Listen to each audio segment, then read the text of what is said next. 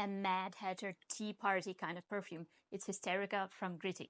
Hysterica. It's a strange name, but it's very fitting because it's a very pretty perfume, just like the pink of the bottle, very girly, very playful, but it's also weird. What does it smell like? Who is it for? And do you need this one? If you like this video, if you like what I'm doing, the way I'm talking about perfumes, please like this video and subscribe to my channel. I would really appreciate it. So what does it smell like? The official star of this perfume is tuberose, but not the tuberose of the olden days, the new kind.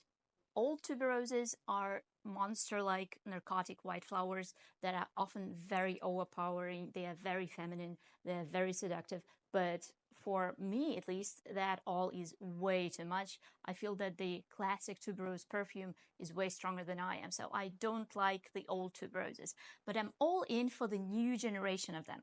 Here the tuberose is light, it's playful, it does not have that narcotic character that knocks you off your feet in the old tuberoses. This one is a girly, playful, not a seductive type of tuberose. And I said it's the official star because for me the most prominent notes are actually plum and honey. Tuberose plays along with them, it gives them lightness and girlishness. Still, I would say it's a honey and plum perfume. And I adore plum notes. I think plum is a totally underrated autumn weather type of fruit in perfumery. It's really addictive for me. It has the complexity, it has the fruitiness, but it also has the acidity and this feel of dry leaves under your feet. And honey gives the plum, which is fruity but at the same time a little bit tart, the sweetness that it lacks on its own. The sweetness of honey is different from the sweetness of sugar because sugar sweetness is just, I don't know, it's just marshmallow. Here, the sweetness is more complex, it has more nuance, it goes into this golden hue territory of the fall foliage. You know, when the leaves are falling, they're golden, they're red, and the perfume has this vibe in it. For me, it's a fall type of perfume. Also noticeable, although not as prominent, is the note of liquor in this perfume. It's kind of like a fruit type of liquor, but it doesn't make Hysterica boozy. It's not a boozy perfume, it's a fall perfume. And the presence of the aromatic liquor note gives it the additional addictiveness and complexity that it needs. Another fun note that's in here that's not as common in perfumery and therefore worth noting is the palisander wood. Palisander wood is different from your classic cedar wood or even from oud because it's a spicy kind of oud. It's slightly smoky, it's not really dark, but it has this spiced smoke accord to it.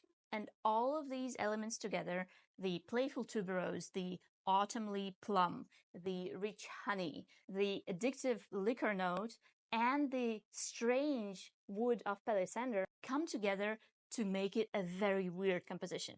I mean, it's sweet, it's fruity, but it also has this smoked ham accord to it, which kind of blends with the rest of the composition, and it sounds weird, but it's actually quite pleasant, but in a weird way.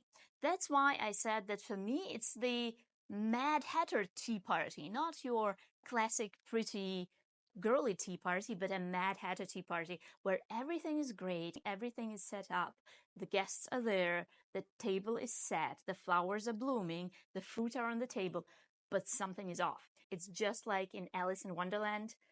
Everything seems to be great and perfect, but there is a twist to everything, and you never know what comes out of it. So this is that type of perfume. It sucks you in because it captures your attention. If it lacked palisander or if it lacked that boozy note, I think this would be a rather simple, girly, fruity floral with tuberose, with plum, very nice, but nothing to write home about. The way it's composed, though, makes it really attention-grabbing. So who is this perfume for?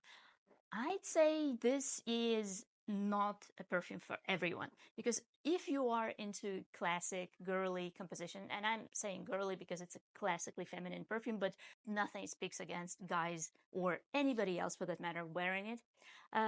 So this isn't your classic pretty, fruity, boozy, plummy autumn perfume. This has this weirdness to it, which makes it very stylish, but it's a perfume for an individual who is definitely not afraid to answer questions about his or her scent, because people are going to ask, because there is something in this perfume, this twist of palisander, maybe even some plasticky artificial bubblegummy vibe that lurks within the middle of it, that makes people pay attention. So when you wear this, people are going to notice. And the fragrance is fun and vibrant and happy, but it's not your cozy fragrance, because this element of surprise that Pelisander gives it, I think it makes it super special, and definitely something for people who want to stand out. So it's not your classic, simple, fruity fragrance. It's a very special one. And if you are brave enough and strong enough, then please check it out. If you are into the more classic, erba pura, kirke style of perfume, this might freak you out a little bit. But if you are ready to experiment, if you are ready to expand the beauty standards, I wouldn't say disrupt, but expand the world beauty standards a little bit, give it a try. And please let me know what you think, because I'm really curious about it.